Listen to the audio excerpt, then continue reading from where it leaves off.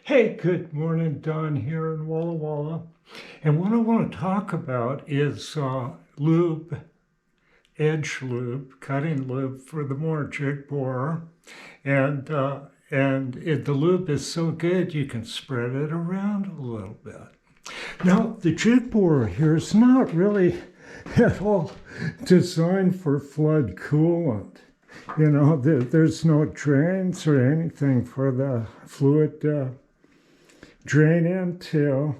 And if you take an oil can and you're just squirting all over the place, and it's going to pile up down here, and you're going to have to sop it out of there with a rag. Instead of being so sloppy, there's a solution to it. Let's go over and have a look. Now, this is super secret stuff you're not going to see on any channel because this cost manufacturers money. This saves you money.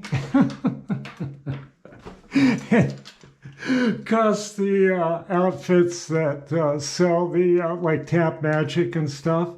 Now, we're going to add like Tap Magic to that, but I already did, and I can't find my can of it, but I don't need to because there's enough in there. But this is a can I've been working on, and let's look at it. It consisted of beeswax and other cutting compounds. Thin it with thread cutting oil or your regular oil. But beeswax has some magic properties. Now, I'm going to tell you right now, wax is not unusual. This happens to be, I don't think it's available anymore, and I'm sure there's toxic chemicals in it, is a tube of Johnson's cutting wax. I found this 50 years ago in the base of a milling machine. And it looked old then, but I've been using it. So I'm going to take this torch here. Let me get it wet. A little bit more there. There we go. Now I take and modify these torches. And you should not do this at home. See, that's not your typical little torch. Whoa! Now I just want the flame very small because I could start a fire. And I have a fire extinguisher at each end here. And that's important. Now I'm going to start melting this. Now you can get beeswax at like the craft stores like this. That might be like 12, 15 bucks, but it'll last you for a very, very long time. So you get the beeswax. Now I'm just going to kind of melt this stuff here and get it back down. The can's got chips in it and everything. And I'm going to add an ingredient, lard. And I'm experimenting with it because I want to totally get away from the chemical Tap Magics and stuff like that. Now, they keep changing the formula in like Tap Magic and these other things. Got to turn this down. Oh, I'm kind of have it upside down. This thing will turn into a flamethrower. Lots of fun. There we go. Yeah, I'm getting it melted down there. Starting to fall off the sides. Isn't that cool? So you'll see me use this almost all the time. And the beauty of this stuff is it lasts a long time. And I just put a little bit on with a brush. And one of the properties of beeswax is it runs towards heat.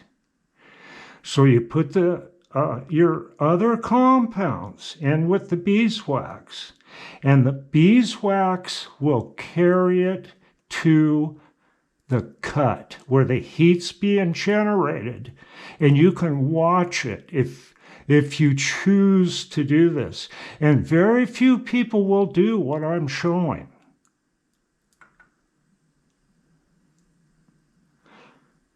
people don't want to put an effort out. But, you know, when you're using the best machines, you want the best results. Yeah. Look at that. Like the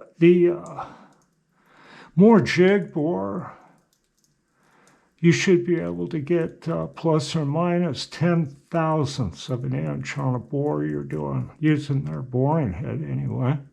Oh, look at that. It's melted out. Now, get that out of there. Now I'm going to toss in some of this lard. Get some of that in there.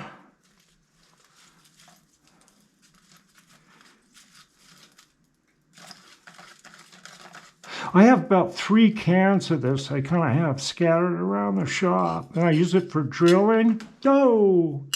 And turning. I have to fetch that one. Lump of lard. Lard has strange properties too.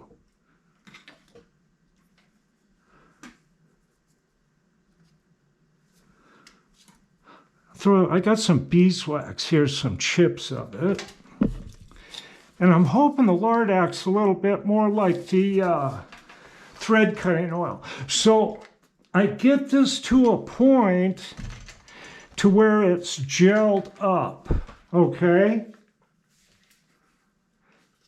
And in some of the next videos, I'm just showing you how I make it, and you watch me use this. I just want to clue you in. Yeah, this will make your tap magic and your other cutting compounds go further.